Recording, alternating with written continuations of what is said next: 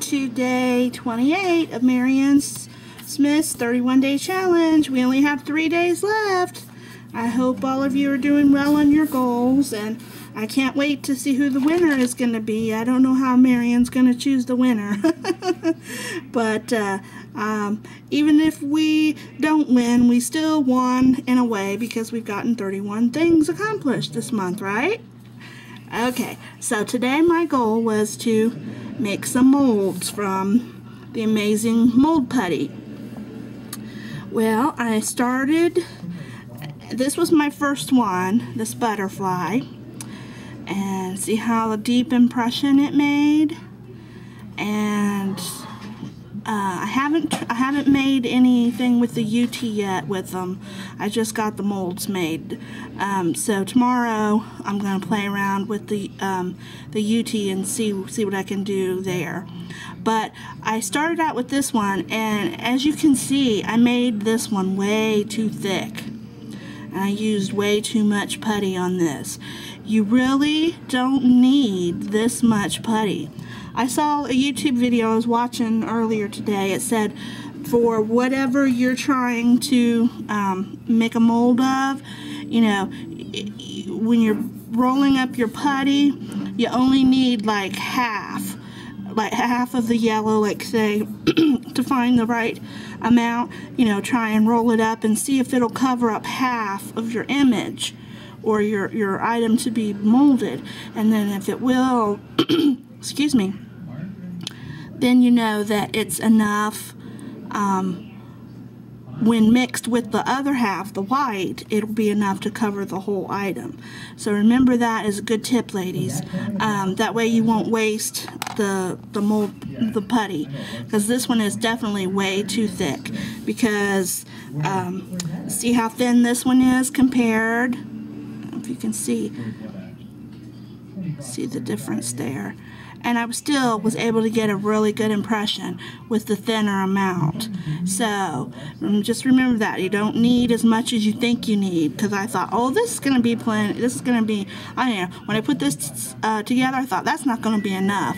It ended up being way too much. So I did the butterfly, and we have this cross. Sorry about the glare or the shadow here. This is the other.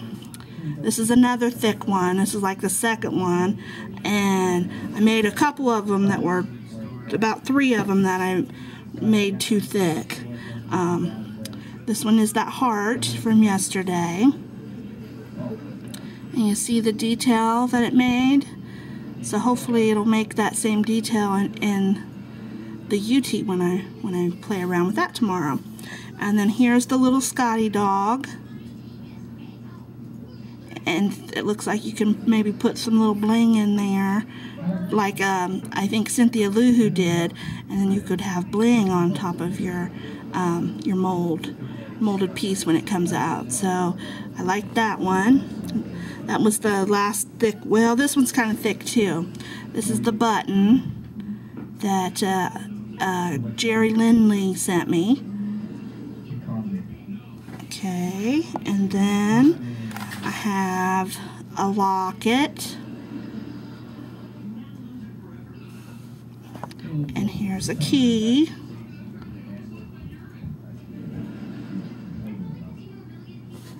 and then here is that one heart that I liked real well. That was almost my favorite one. I like that one real well. And then here's a little purse. And then here's the praying hands. I think that one turned out good. Can you see the difference, how much thinner these ones are? And they're still going to work, you know, as long as it doesn't go through the bottom and make a hole in it. And I did have one that did that. This, the little owl, I made a little owl charm.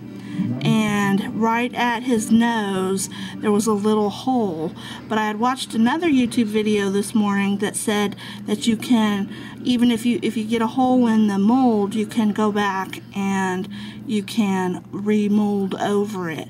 So that's what I did on this one. I put a little bit more and I put it on the back to cover the back of the hole because it went all the way through. And then it was right in his nose, so then I put a little bit right in the nose, and then I just reset the charm back in there for another 20 minutes, and then it was able to, you know, there's no hole in it now. So that's another tip. And this one's kind of thick too, so like I said, you really don't need that much. And this is a real pretty heart. That was a button. And this was a brad top that I had. So I thought, well, I can make my own little decorative pieces with that. So I like that. And I can't stress enough, you have to be able, when you're mixing the two together, when they say you only have a minute to put it together and get it, you know, and get your mold set or your item that you want to set into it, it's true, because on this one I waited too long and it wouldn't hardly go in the key, so I might have to remold this one. I'm not sure. So, but I'm going to wait till I play around with the UT and see. I may have to redo that one. And then here is a cameo. I hope this one is going to be okay too, because right up there it's kind of covering a little bit, but I don't know if I could like snip a little piece of that off to make it, but I just, if you can see see if I can zoom in a little bit more. You can see how deep that impression goes into it. It does a really good job. This stuff really is amazing.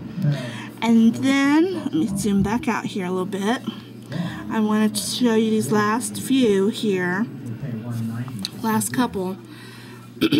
I took, let me find it. I had watched another YouTube video that said that you could take stamps and you could make the impression from a stamp. So I took this graphic 45 stamp that I got last week, and I tried to put it into the mold here. And I'm not so sure that this is, well, it's kind of drying now.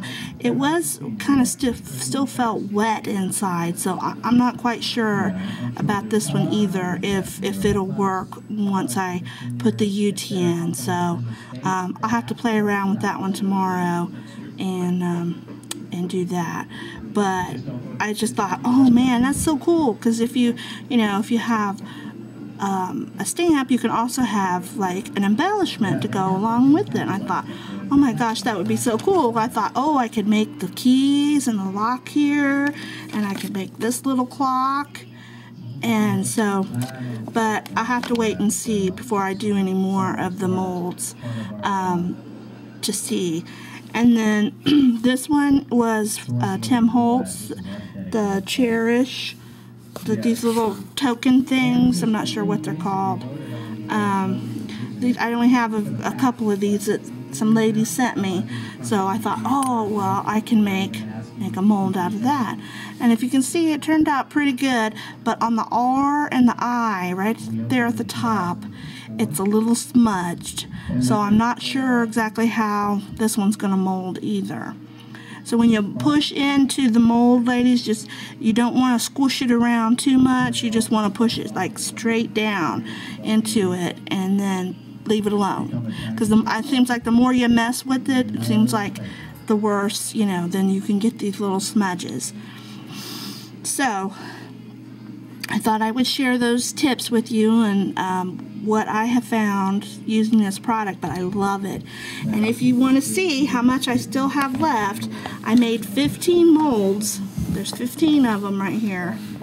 And I still have, look how much I still have left. So it really doesn't take as much as you think it does.